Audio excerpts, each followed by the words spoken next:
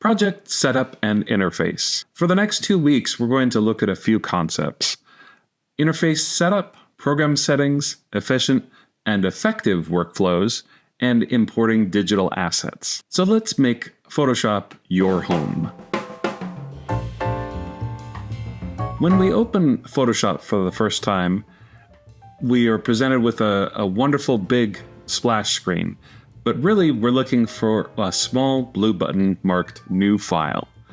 Now, this is where we can choose some document presets, or we can create a new file using our own settings. So instead of choosing one of the new file presets, you can specify exactly what you want by changing some of the options on the right-hand side of the window.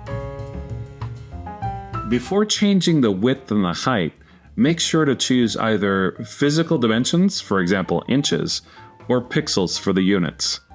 If you intend to create, for example, a small 600 by 600 pixel graphic, but forget to change from inches to pixels, that can create a pretty huge file.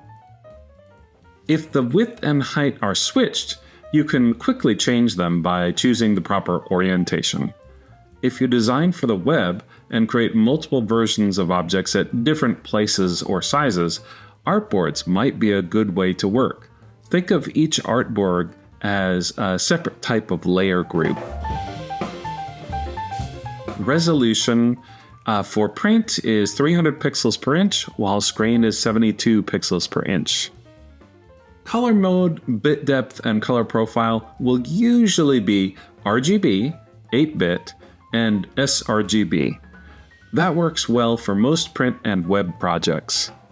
The color profile might be hidden. Just click the disclosure arrow to reveal it. You can convert to other color profiles later if necessary.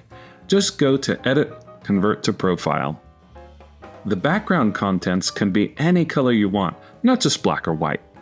Choosing a color will create an unmovable background that always stays at the bottom of the layer stack. If, however, you choose transparent, that will omit the background and start you off with a transparent layer. If you find you set up the same kind of document often, you can create a custom preset. Simply type a name and then press the Save Document Preset button. This can save time and reduce errors.